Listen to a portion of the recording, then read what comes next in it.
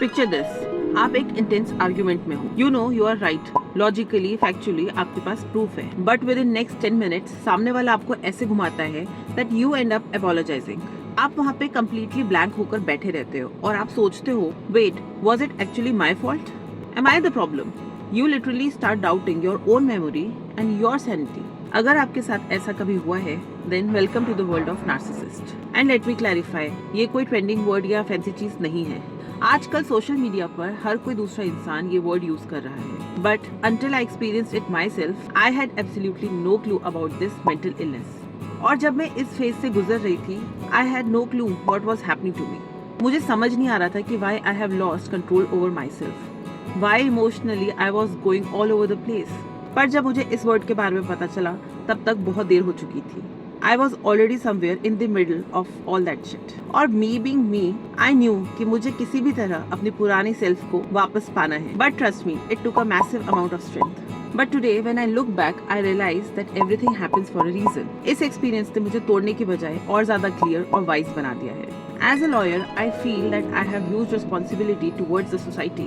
मेरा काम सिर्फ कोर्ट्स में लड़ना नहीं है। My duty is to help people in need of justice. चाहे वो monetary हो, ethical हो, moral हो, या फिर mental justice हो, by saving them from something they have absolutely no idea about. I'm going to use this first-hand experience in my legal practice. It has made me a much more humble, wise, and empathetic human being. But this time with strong boundaries.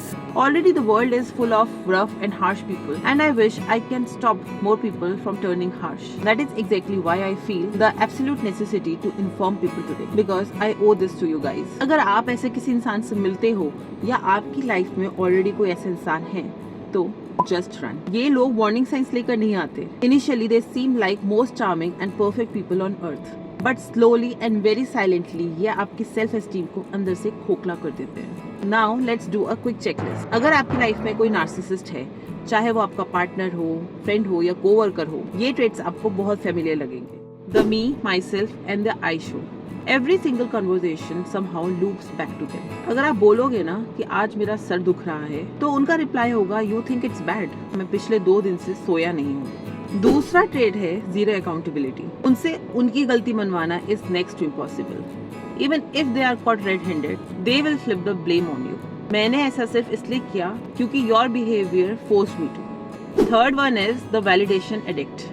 उन्हें constant admiration और attention चाहिए, but the moment you need little support और appreciation, pin drop silence. Fourth trait आ जाता है, they are the gaslighting masters. उनके favourite phrases होते हैं, you are overthinking, I never said that, you are just too sensitive. देखो, जैसा मैंने कहा, मैं ये सब सिर्फ बातें नहीं कर रही हूँ। I have known someone in my real life, और मैंने ये सारे ट्रेट्स बहुत करीब से खुद देखे हैं। I know first hand what it feels like जब आपका कॉन्फिडेंस कम्प्लीटली क्रश होने लगता है और आपको समझ नहीं आता कि इस टॉक्सिक लूप से बाहर कैसे निकले। When you are in the middle of it, you honestly have no idea where the exit gate is.